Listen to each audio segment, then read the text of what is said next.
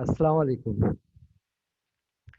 हमारी गुज़िश्ता क्लास में नज़्म हज़रत फ़ातिमा रज़ी अल्लाह अन्हा की रुख़सती किताब में सफ़ा नंबर 184 पेज नंबर 84 निकाल लें। हज़रत फ़ातिमा रज़ी अल्लाह अन्हा की रुख़सती। शायर का नाम अबुल असर हफ़ीज़ जालंधरी।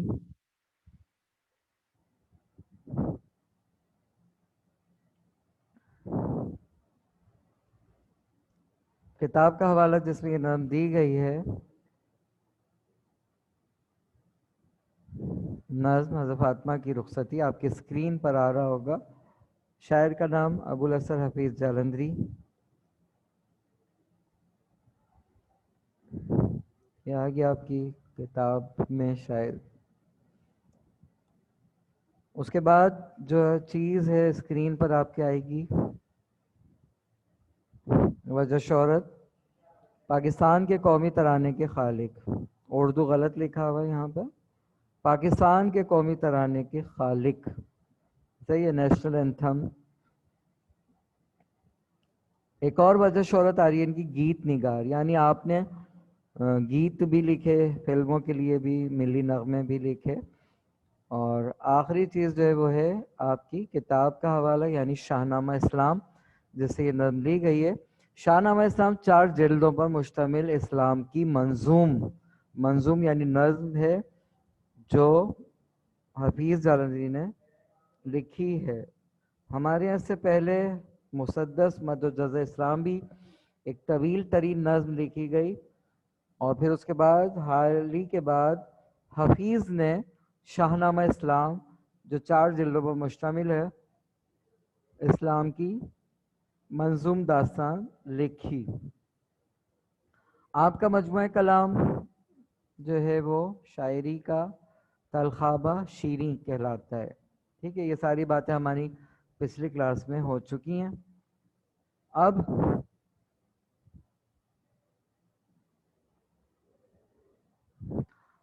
वजह शोहरत उर्दू में शाहनामा इस्लाम, तो ये भी इनकी वजह शोहरत किताब भी पूछ लेते हैं।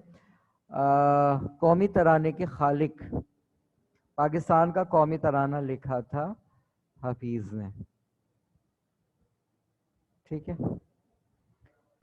ये जुनेरा आपने सवाल पूछा था, वजह शोहरत पाकिस्तान का कौमी तराना लिखा था, ये इनकी वजह शोहरत है।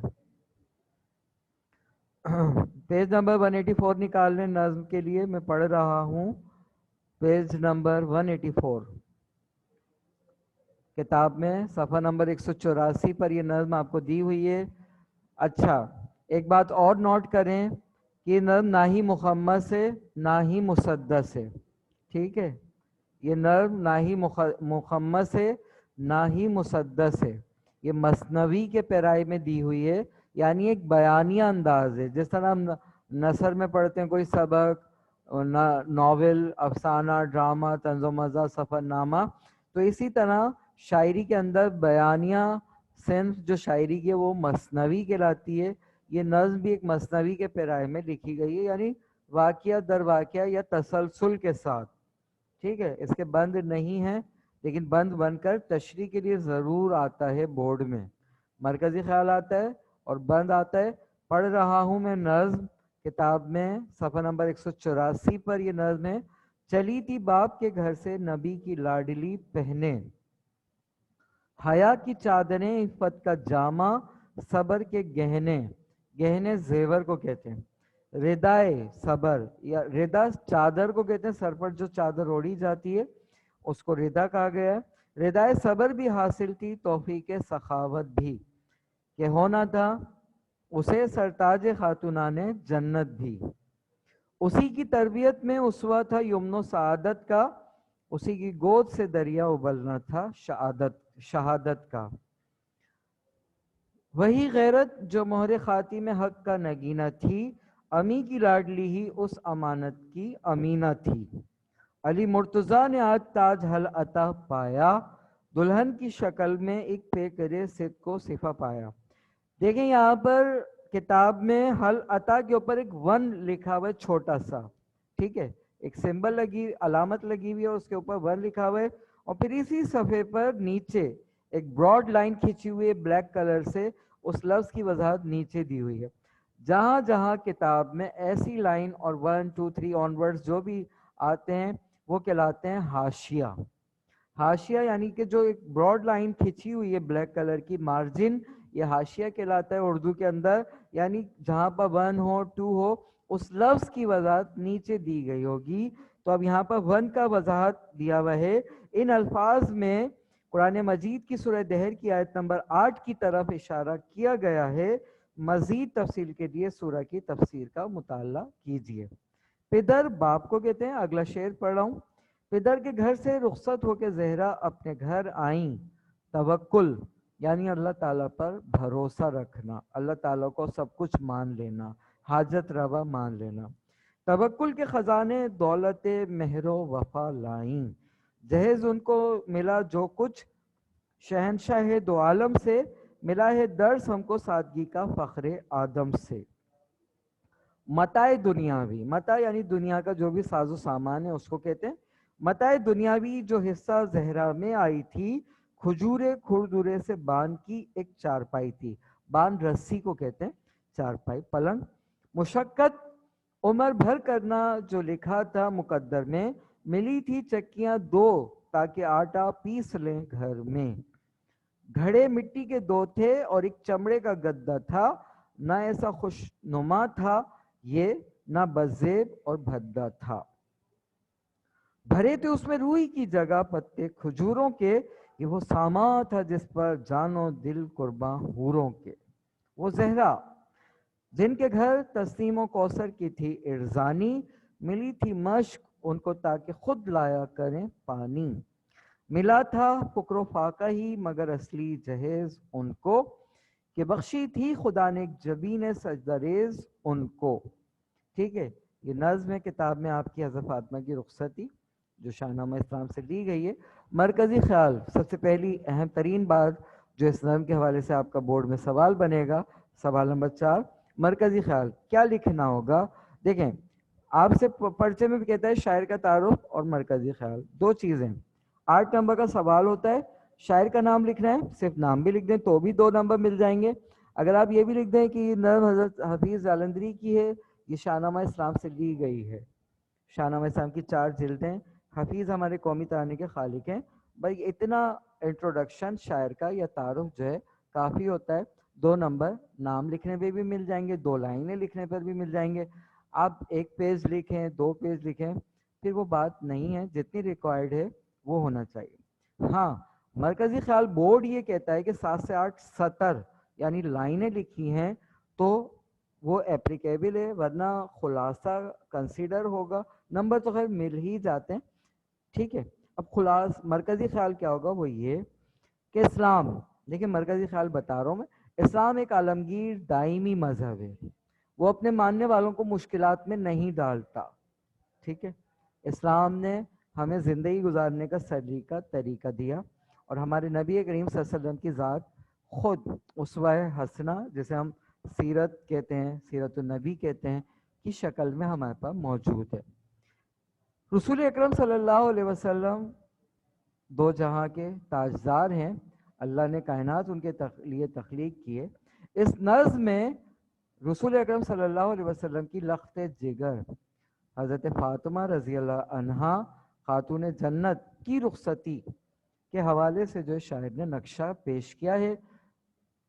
آپ صلی اللہ علیہ وسلم چاہتے تو بحکم خدا حضرت فاطمہ رضی اللہ عنہ کو دنیا جہاں کی نعمتیں دے سکتے تھے، لیکن نبی کریم صلی اللہ علیہ وسلم نے، چونکہ اسلام ہمارے لیے سختی نہیں چاہتا، بار بار یہ لفظ استعمال کر رہا ہوں، تو نبی کریم صلی اللہ علیہ وسلم نے بھی ہمارے لیے سختیاں نہیں چاہیں. یعنی ہم بلا وجہ جو ہے اس میں پڑ جائیں، مشقت میں پڑ جائیں کہ بیٹی کی شادی ہے تو یہ قرضہ کر لیں وہ کر لیں. ایسا نہیں ہے. اسلام ہمیں سادگی کا درس دیتا ہے، اور نبی کریم صلی اللہ علیہ وسلم کی لخت جگر خاتون جنت حضرت فاطمہ رضی اللہ عنہ کی شادی نہایت سادگی سے ہوئی. یہ وہ شادی ہے کہ جس پر حوریں قربان ہیں، اور حضور اکرم صلی اللہ علیہ وسلم نے دنیاوی ساز و سامان جیسے آج ہمارے ہاں شادی بیاہ میں دیا جاتا ہے، اپلائنسز وغیرہ، فضول رسمیں اور یہ ساری چیزیں، اسلام اس سب کی قطعی نفی کرتا ہے، منع کرتا ہے. اور ہمیں نبی کریم صلی اللہ علیہ وسلم نے شادی کے ذریعے سادگی کا درس دیا ہے. ہم بلا وجہ جو ہے فرسودہ رسم و رواج میں نہ پڑیں، قرضہ نہ کریں، ایسا کی کوئی رسم نہ اپنائیں جو ہمارے لیے جو ہے مشکلات کا باعث بنے. تو اس نظم میں صرف یہی بتانا ہے آپ سب کو کہ سادگی کا درس ملتا ہے. آپ صلی اللہ علیہ وسلم نے چند چیزیں جو ہیں، جس میں 2 مٹی کے گھڑے، ایک پانی بھرنے کا مشکیزہ، ایک پلنگ چارپائی جس میں کوئی میٹرس فارم نہیں تھا بلکہ کھجور کے پتے جو ہے وہ بھرے ہوئے تھے، یہ کل جہیز ہے خاتون جنت کا. ٹھیک ہے، یہاں تک جو ہے یہ اس طرح سے آپ کو اپنے لفظوں میں مرکزی خیال بتانا ہے، اور اس میں جو ہے کوئی اتنی مشکل نہیں ہے اس کے مرکزی خیال میں. ٹھیک ہے، یہاں تک کوئی بات سمجھ میں نہ آئی ہو تو پوچھیں مرکزی خیال تک. تمام کو سمجھ میں آ گیا مرکزی خیال کیسے لکھنا ہے، شاعر کا حوالہ کیسے لکھنا ہے؟ جی، اینی کوشچن آپ کی طرف سے، کسی کی بھی طرف سے مرکزی خیال کے حوالے سے؟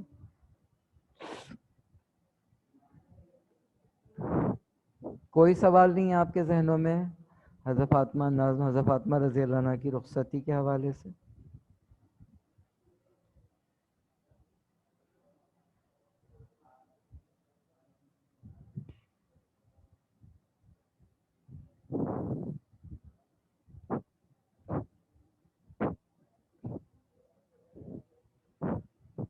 چلیں میں آپ کو بتاتا چلوں کچھ نظم کے حوالے سے، کچھ حضرت فاطمہ کے حوالے سے. یہ تیسری جو شعر ہے کتاب کے اندر، تیسرا، اس میں لکھا ہوا ہے اسی کی تربیت میں تھا اسوہ، یعنی زندگی گزارنے کا طریقہ جسے ہم اسوہ حسنہ بھی کہتے ہیں، یمن و سعادت کا.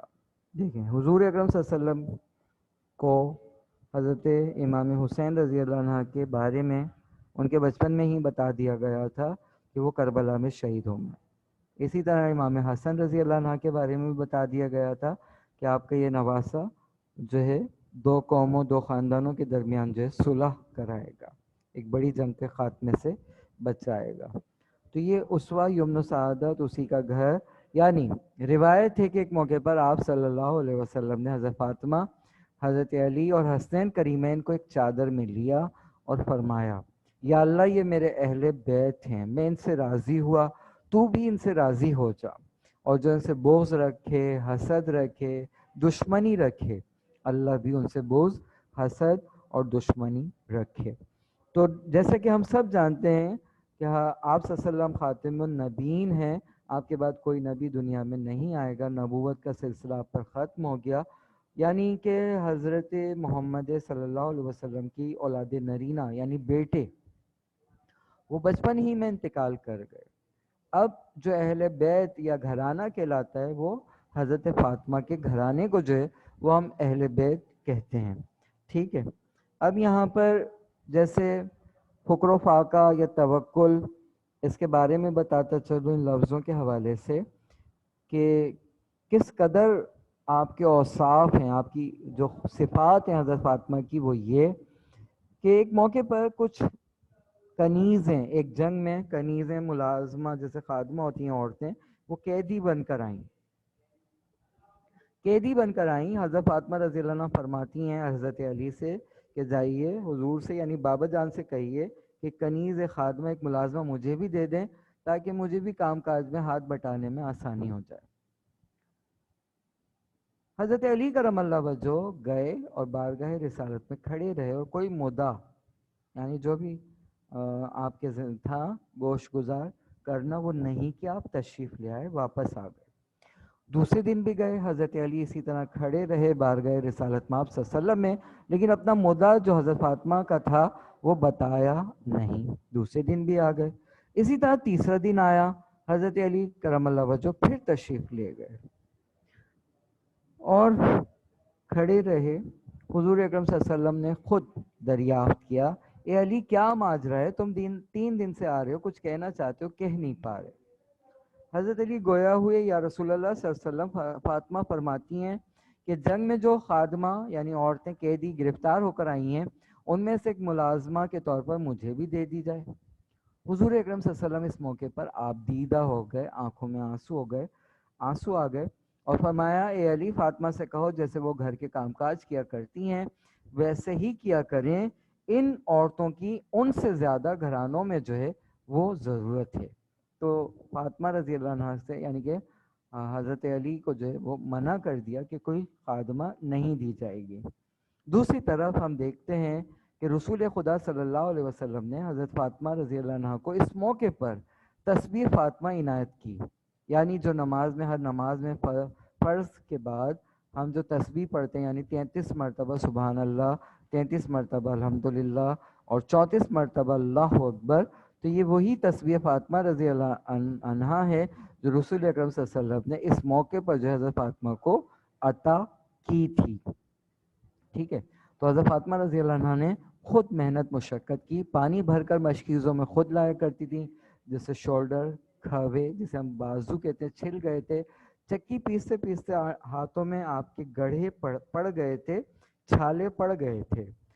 روایت ہے کہ ایک موقع پر حضرت ام کلثوم رضی اللہ عنہ آپ کی بارگاہ میں آ رہی تھیں، سوچا کہ فاطمہ کی بھی خیریت لے چلوں، تو حضور صلی اللہ علیہ وسلم کے گھر یا حجرے سے پہلے حضرت فاطمہ کا گھر یا حجرہ آتا تھا، تو حضرت ام کلثوم نے پردہ جو پڑا ہوا تھا، ایسے آج کل کے پردے نہیں بلکہ بوری یا ٹاٹ جو جھوٹ یا پٹسن کی ہوتی ہے اس کا پردہ پڑا ہوا تھا، اور جگہ جگہ سے پھٹا ہوا تھا، سوراخ تھے، پیوند لگا ہوا تھا، تو حضرت نے ام کلثوم نے اس میں سے جھانکا، دیکھتی ہیں کہ پردے میں سے کہ چکی جو ہے اسی طرح سے چل رہی ہے، چلانے والا نظر نہیں آ رہا، آٹا پس پس کر گر رہا ہے، اور اسی طرح جو ہے وہ جھولا جس میں حسین کریمین آرام فرمائے اسی طرح سے ہل رہا ہے، ایک ہاتھ میں حضرت فاطمہ کے جھولے کی رسی ہے، ایک ہاتھ میں حضرت فاطمہ کے چکی کا پٹ ہے جو وہ چلا رہی ہیں، دونوں کام ہو رہے ہیں اور کوئی چلانے والا نظر نہیں آ رہا۔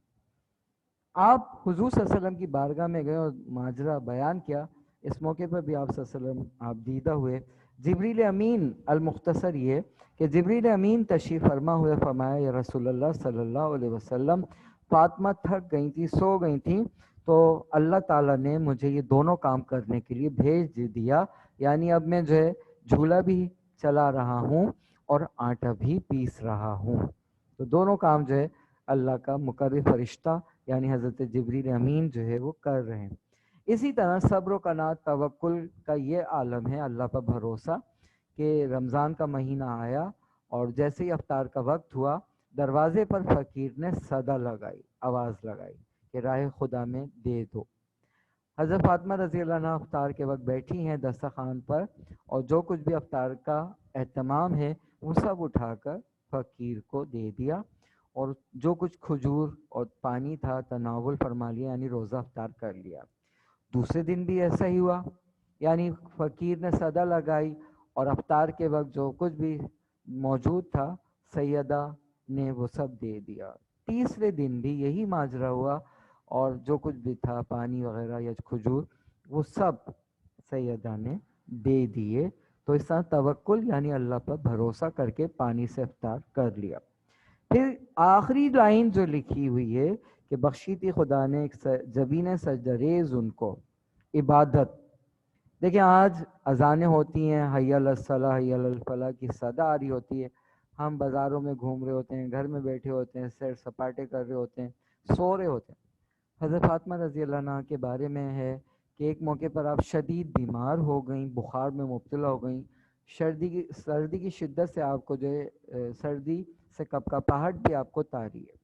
یہ دیکھ کر حضرت علی کرم اللہ وجہ ساری رات آپ کی چارپائی کے گرد چکر کاٹتے رہے کہ نہ جانے اس عالم میں آپ کو کوئی حاجت نہ ہو تو میں پوری کر دوں۔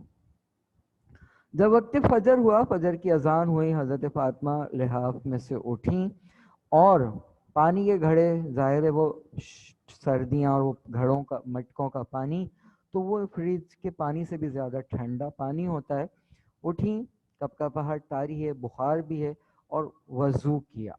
وضو کرنے کے بعد آپ جا نماز پر کھڑی ہو گئیں اور نماز فجر ادا کی۔ دیکھیں عبادت اور ریاضت کا یہ مقام ہے کہ حضرت فاطمہ رضی اللہ عنہ جنت کی حوروں میں سے ایک حور ہیں۔ اللہ فرماتا ہے کہ جب قیامت کا دن ہوگا، پل صراط کا مقام ہوگا، تو ہم نہ جانے امتیوں کو اس پر سے گزرتے ہوئے کتنا وقت درکار ہو، پتنی صدیاں لگ جائیں، کتنا عرصہ ہم نہیں جانتے، لیکن اللہ فرماتے ہیں حضرت فاطمہ کے حوالے سے یہ وہ جنت کی حور ہیں کہ منادی اعلان کرا دیا جائے گا کہ سب لوگ اپنی نیچے نگاہیں نظریں نیچی کر لیں، شہزادی کونین کی سواری آ رہی ہے۔ حضرت فاطمہ رضی اللہ عنہا اس وقت پلے صراط پر سے 70,000 حوروں کے جھرمٹ میں ایسے گزر جائیں گی جتنی دیر میں ہم اپنی پلک جھپکاتے ہیں۔ صحیح ہے؟ اب کتنا وقت لگتا ہے پلک جھپکنے میں، اور کہاں پولیس صراط کا مقام۔ تو ان کے اوصاف حمیدہ ہم کیا بیان کریں، ہمارے لیے، ہمارے گھر کے لیے، ہماری ماں بہنوں کے لیے ان کی سیرت میں جو ہے وہ مثالیں موجود ہیں۔ حضرت فاطمہ رضی اللہ عنہ کی آخری بات جو حضرت فاطمہ کے حوالے سے وہ یہ کہ رسول اکرم صلی اللہ علیہ وسلم فرماتے ہیں فاطمہ ان قریب میرے خانوادے میں گھر میں سے تم سب سے پہلے جو ہے مجھ سے آ کر ملو گی، یعنی وقت وصال آپ صلی اللہ علیہ وسلم نے حضرت فاطمہ سے یہ کہا۔ اور ہم سب جانتے ہیں کہ حضور اکرم صلی اللہ علیہ وسلم کے وصال کے بعد حضرت فاطمہ زیادہ تر روتی تھیں آپ صلی اللہ علیہ وسلم کو یاد کر کے، اور قریباً 6 ماہ یعنی 6 months کے بعد حضرت فاطمہ بھی اس دنیا سے پردہ کر گئیں اور نبی کریم صلی اللہ علیہ وسلم سے جا ملیں۔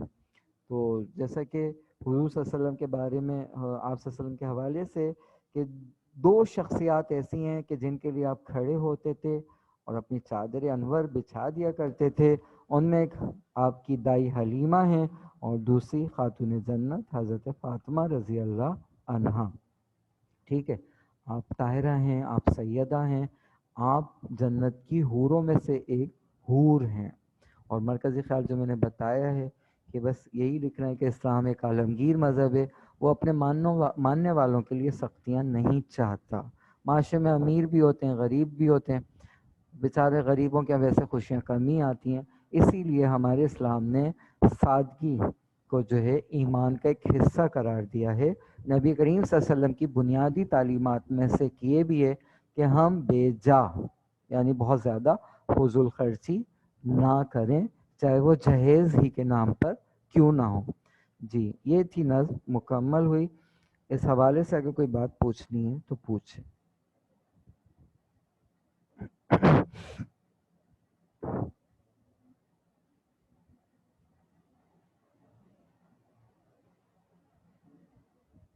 جی اینی کوشچن؟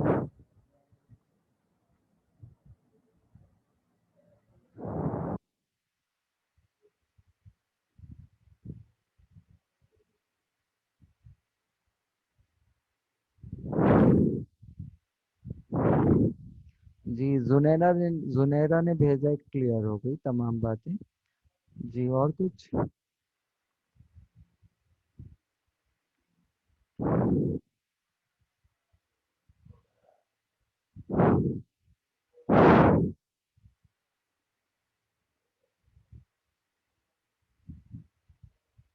اچھا جی، عمران صاحب، عمران ندیم نے بھیجا ہے، نو سر کلیئر، ٹھیک ہے اوکے۔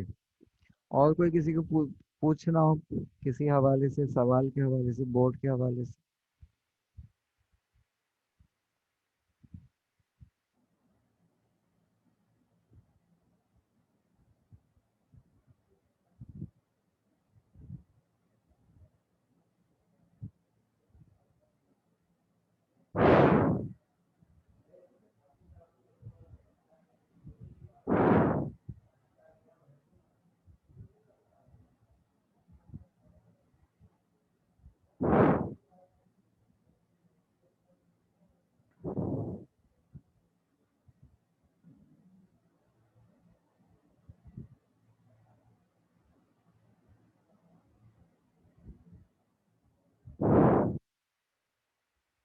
تلخواب شیریں آپ کی اسکرین پر مجموعہ کلام کا نام آ رہا ہوگا۔ تلخواب شیریں دوبارہ سے دیکھیں، تلخواب شیریں حفیظ علندری کے مجموعہ کلام کا نام ہے، آتا تو نہیں ہے بورڈ میں، پھر بھی نوٹ کر لیں، ٹھیک ہے۔ اس کے بعد ہم اپنا اگلا ٹاپک شروع کرتے ہیں، سبق اسلام میں گداگری کی مذمت۔ جی سبق اسلام میں گداگری کی مذمت، صفحہ نمبر 108، پیج نمبر 108 108۔ یہ بتائیے گداگری کے معنی کیا ہیں؟ اور مذمت کے معنی کیا ہیں؟ جی، گداگری کے معنی کیا ہیں اور مذمت کے معنی کیا ہیں؟ سبق کا نام ہے اسلام میں گداگری کی مذمت۔ مصنف ہیں الطاف حسین حالی۔ نوٹ کر لیجئے تمام چیزیں، نیا سبق شروع کر رہے ہیں ہم۔ اسلام میں گداگری کی مذمت، مصنف الطاف حسین حالی۔ ان کی وجہ شہرت آپ کے اسکرین پر آ رہی ہوگی۔ 3 وجہ شہرت ہیں: اردو کے پہلے تنقید نگار، اردو کے پہلے سوانح نگار، اردو کے پہلے قومی شاعر۔ جی اچھا جی، یہ زنیرہ نعمان نے جواب بھیجا ہے، لوگوں کے آگے ہاتھ پھیلانا، گداگری کے معنی مانگنا۔ ٹھیک ہے، اور کوئی؟ کہ اور کوئی گداگری کے معنی؟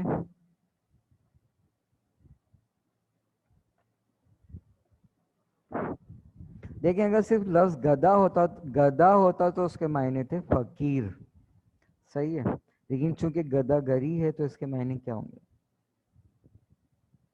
مذمت یعنی روکنا۔ ٹھیک ہے، ٹھیک ہے زنیرہ، آپ کا جواب مذمت کے معنی روکنا، برا بھلا کہنا، روک دینا۔ ٹھیک ہے جی۔ اسلام میں گداگری کی مذمت یعنی اسلام میں بھیک مانگنا، گداگری بامانے بھیک مانگنا، بھیک مانگنے سے اسلام میں منع کیا گیا ہے، روکا گیا ہے۔ یہ سبق کا عنوان ہے۔ اب نیچے جو 3 وجہ شہرت آ رہی ہیں ذرا جلدی سے یہ بتائیے کہ انہوں نے اردو میں تنقید کی پہلی کون سی کتاب لکھی؟ حالی نے اردو کی پہلی کون سی سوانح عمری لکھی یا سوانح نگار کیوں کہتے ہیں؟ کتاب کا حوالہ، اور انہیں اردو کا پہلا قومی شاعر کیوں کہتے ہیں؟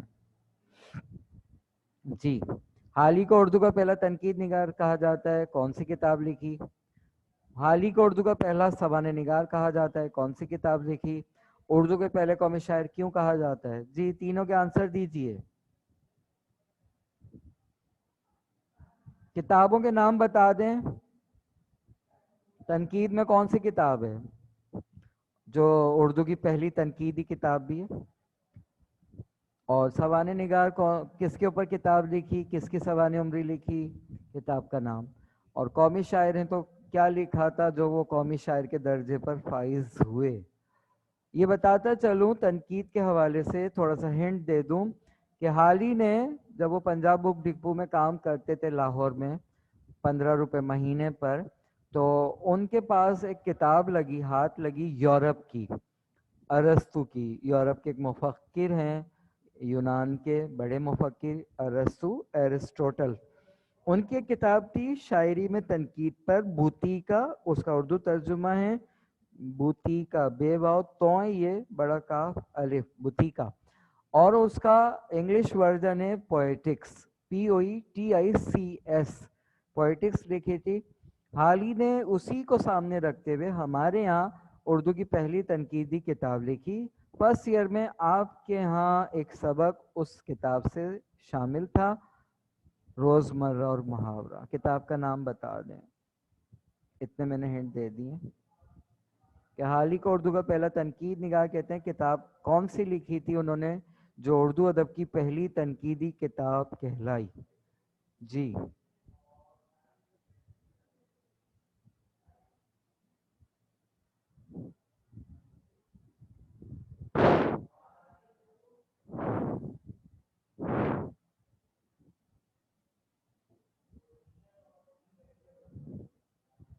کتاب کا نام بتائیے نا، ابھی تک کسی ایک کتاب کا بھی نام نہیں آیا۔ 3 کتابیں ہیں، ایک کا بھی حوالہ نہیں آ رہا ہے۔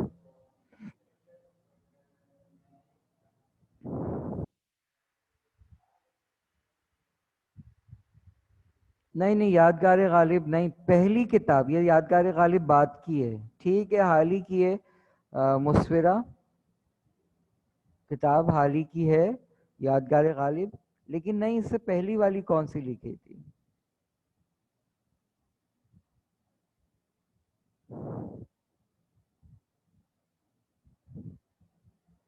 یادگار غالب دوسری ہے، پہلی کتاب پہلا سوانح نگار تو اسی کتاب کے حوالے سے کہا جاتا ہے نا۔ وہ کس کی کتاب ہے؟ حالی نے کس پر لکھی ہے وہ کتاب؟ اور تنقید میں نے بتایا فرسٹ ایئر میں ایک سبق تھا روزمرہ اور محاورہ حالی کا، وہ تھا، اور فرسٹ ایئر میں ایک نظم تھی تعلیمات نبوی صلی اللہ علیہ وسلم، اسی لیے تو اس نظم کا جو بھی ماخذ تھا وہ قومی شاعری کی وجہ بھی تو بنا تھا۔ تعلیمات نبوی کہاں سے لی گئی تھی؟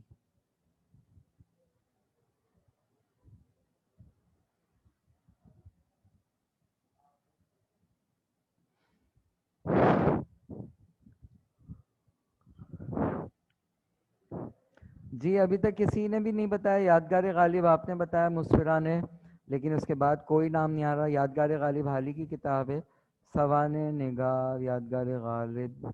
ٹھیک ہے بیٹا، مسفرہ مقدمہ شعر و شاعری ہے جو حالی نے لکھی تھی، طویل ترین نظم، جو اردو کے پہلے قومی شاعر اسی لیے کہلاتے ہیں کہ انہوں نے مسدس مد و جزر اسلام لکھی، اسلام کا عروج و زوال۔ اردو ادب کے اندر ہمارے یہاں یہ تین طویل ترین نظمیں شامل ہیں، حالی کی مسدس، اور شاہ نامہ اسلام حفیظ کا، اور جمیل الدین علی کی انسان۔ یورپ میں وہاں پر مغرب میں جو کتاب ہے وہ ہومر، شاعر کا نام بتا رہا ہوں، HOMER، Homer Odyssey, ODESY، Odyssey, یہ یورپ کی طویل ترین نظموں میں شمار ہوتی ہے۔ اچھا جی، سوانح عمری اور تنقید نگاری، دو کتابوں کے نام بتا دیں۔ نہیں پتہ؟ لکھ دیں نہیں پتہ تو میں بتا دوں۔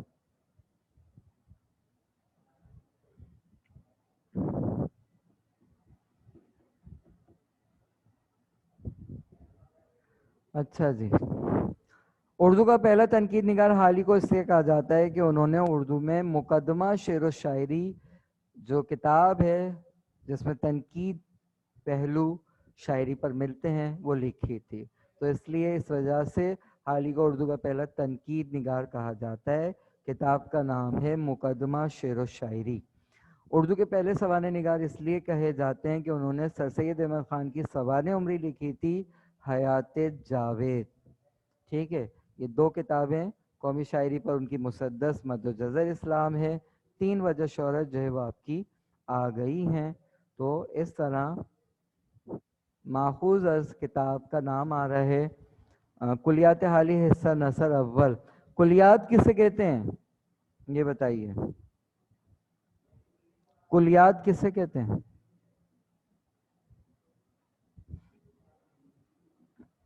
کلیات حالی حصہ نثر اول، ارے مجموعہ تو، لیکن کس کا مجموعہ؟ زنیرہ آپ نے لکھا مجموعہ، کس کا مجموعہ ہوتا ہے کلیات؟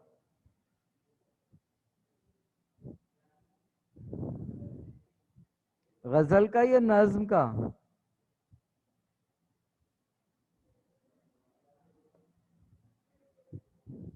شاباش، عمران نے جواب دیا ہے، زنیرہ نے بھی جواب دیا ہے نظم کا۔ ٹھیک ہے بیٹا، نظم کا مجموعہ کلیات کہلاتا ہے۔ اچھا، آپ کی اسکرین پر مزید کچھ چیزیں آئیں گی، وہ نوٹ کریں۔ کتابوں کے نام آ رہے ہیں، مقدمہ شعر و شاعری حیات جاوید، مسدس مد و جزر اسلام، اسی حوالے سے، یعنی جو تین وجہ شہرت بتائی ہیں ان تین وجہ شہرت میں یہ تین کتابیں آ رہی ہیں آپ کی اسکرین پر۔ مقدمہ شعر و شاعری تنقید کی پہلی کتاب، حیات جاوید اردو کی پہلی سوانح عمری جو حالی نے سر سید احمد خان پر لکھی، اور مسدس مد و جزر اسلام طویل ترین نظم اسلام کی تاریخ ہے، عروج و زوال کی داستان ہے جو سر سید کی فرمائش پر لکھی۔ ٹھیک، اب اس کے حوالے سے جو بورڈ میں چیزیں آتی ہیں وہ نوٹ کریں۔ اس سبق سے نصب پارہ تشریح کے لیے آتا ہے پیراگراف، ٹھیک ہے، 8 نمبر کا آتا ہے، نشان زد کروا دیے جائیں گے اگلی کلاس میں، اور الطاف حسین حالی کی نثر نگاری پر تبصرہ آتا ہے۔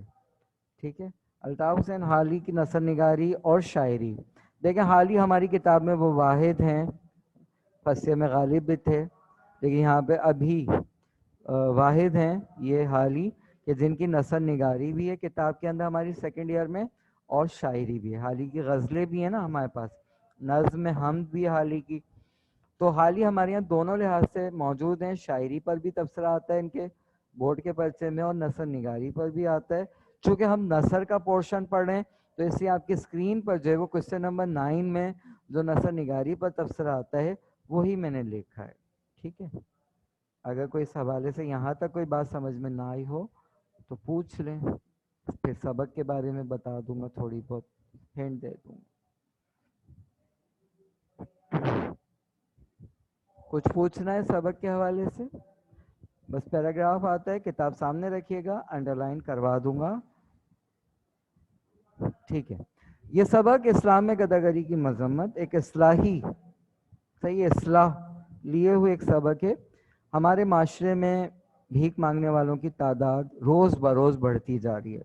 ہر ایرے غیرے ہٹے کٹے کو ہم دیکھتے ہیں کہ وہ چوراہے پر گھروں میں دستک دیتا ہوا جو ہے وہ چلا آ رہا ہوتا ہے. اور یہ ہمارے یہاں کا المیہ ہے کہ ہمارے یہاں جو خواتین گھروں میں ہوتی ہیں, جب کوئی فقیر صدر لگاتا ہے کہ راہ مولا خدا میں, یعنی نبی کے واسطہ, رسول کا واسطہ, اللہ کا واسطہ, تو ہم چاہتے ہوئے نہ چاہتے ہوئے بھی پھر بھی دے ہی دیتے ہیں. ٹھیک ہے, ایک تو اس سے یہ ہوتا ہے کہ جو بیچارے سفید پوش لوگ ہیں ان کی مجبوریاں ظاہر ہے, وہ کسی کے آگے ہاتھ تو پھیلاتے نہیں, ان کا حق مارا جاتا ہے, ان کی حق تلفی ہوتی ہے. اور دوسری طرف معاشرے کے اندر چوری ڈکیتی, ظاہر ہے آپ سب جانتے ہیں کہ جب کوئی دستک دیتا ہے اللہ کے نام پہ دو, یا کوئی پانی پلا دو, میں بھوکا ہوں, میں پیاسا ہوں, کھانا کھلا دو, جیسے ہی گھر کا دروازہ کھلتا ہے عورت کو دیکھ کر ہر کوئی نرم ہو جاتا ہے بھیک مانگنے والی کے روپ میں, تو پھر پیچھے سے وہ اپنے ساتھ 4 اور لڑکوں کو یا لوگوں کو لاتی ہے اور گھر کا صفایا کروا دیتی ہے. تو یہ بھی ہمارے المیہ ہے. تو ہم کس کو بھیک دیں؟ اسلام میں بھیک مانگنے کی شدید مذمت کی گئی ہے. اسلام ہمیں زکوٰۃ کا نظام دیتا ہے جو ہمارے اسلام کے بنیادی عقائد میں سے ایک ہے, یعنی زکوٰۃ, یعنی امیروں سے لے کر جو بھی صاحب استطاعت ہیں ان سے لے کر ایک نصاب, اور ہر سال رمضان کے مہینے میں زکوٰۃ ادا کی جاتی ہے. تو جب ہمارے یہاں زکوٰۃ کا نظام پراپر وے میں پورا ہو رہا ہوگا, یعنی اس کے ذریعے جو غریبوں میں مال تقسیم ہو رہا ہوگا, تو یقین جانیے کہ ہمارے معاشرے میں کوئی بھیک مانگنے والا نظر ہی نہ آئے.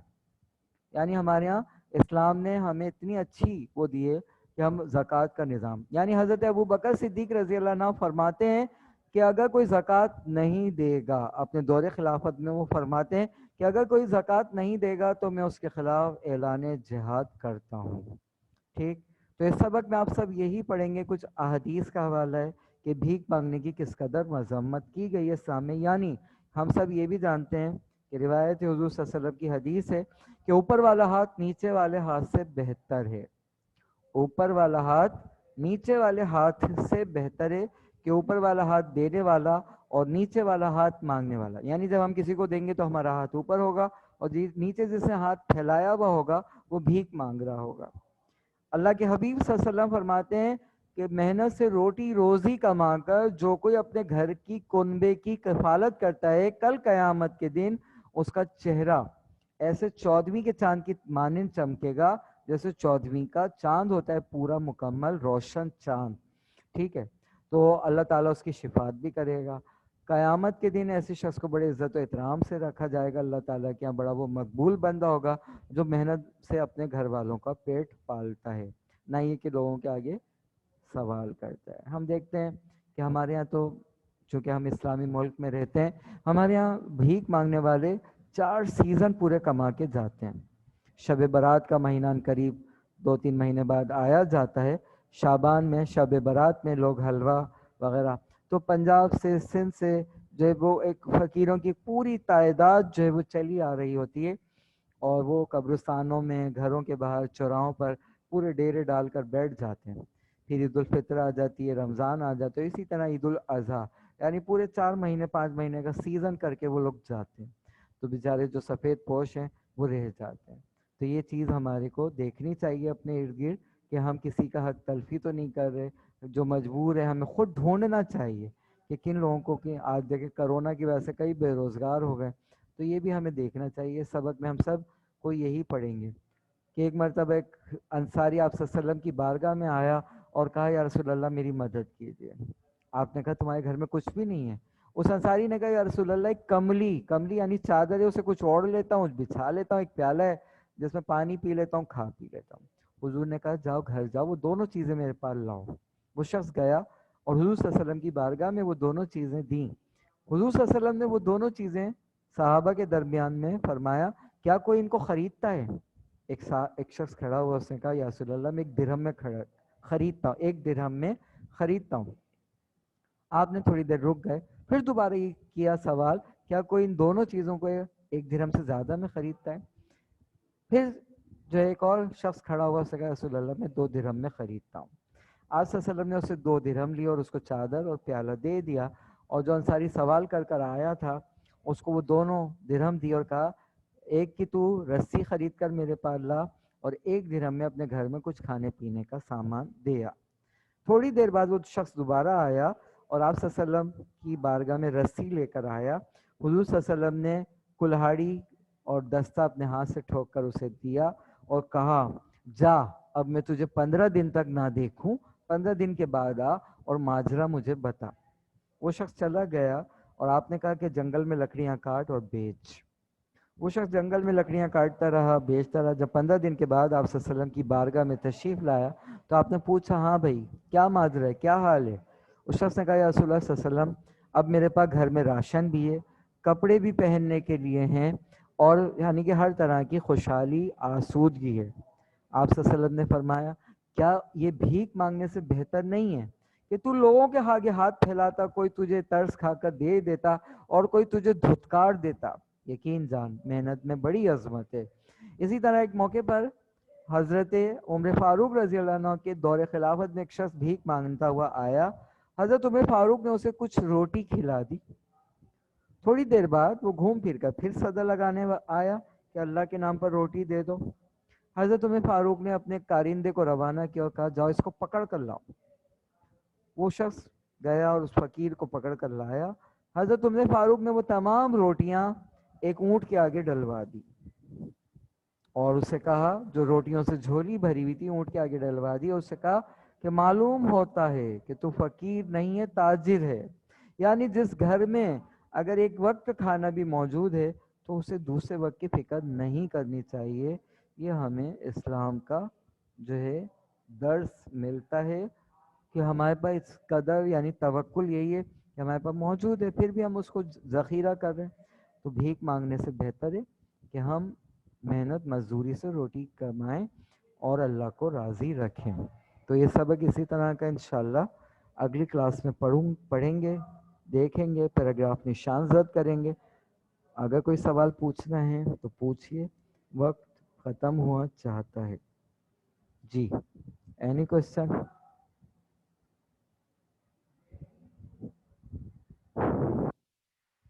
کوئی سوال نہیں؟ لکھ کر بھیج دیں، نہیں ہے تو میں آؤٹ کر دوں۔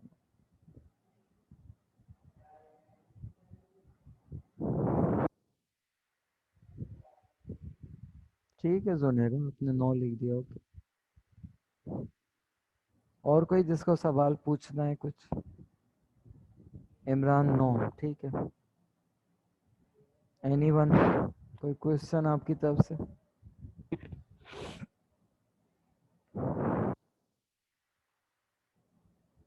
اچھا یہ بھی سنتے چلیں کہ سیرت محمدی صلی اللہ علیہ وسلم کی جامعیت کے بعد اگر بورڈ میں دوسرا سبق کوئی ہے امپورٹنٹ، جیسے پیراگراف آتا ہے، تو وہ یہی سبق ہے، اسلام میں گداگری کی مذمت۔ ٹھیک ہے،